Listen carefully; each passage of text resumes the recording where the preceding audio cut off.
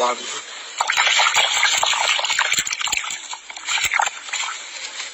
Cái ngôi sạp sừng đấy.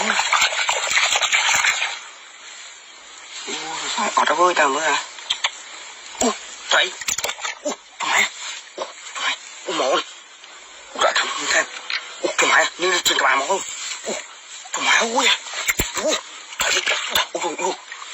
Đấy, này đây. Trời một cái tiếp. Trời mình bắt đuôi à. Trời mẹ đấy nó ui. Trời mẹ đấy à. Ui một chứ.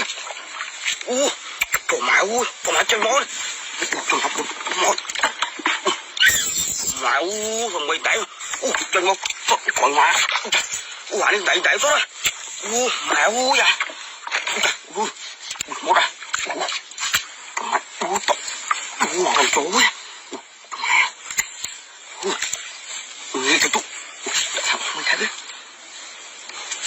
Thằng quào kia. Mẹ ui à.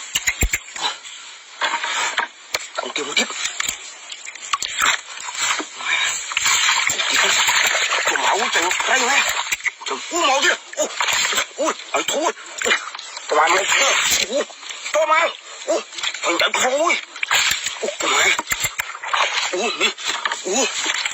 Ôi mẹ chân mồm á. Máu này. Thằng chân mày quá.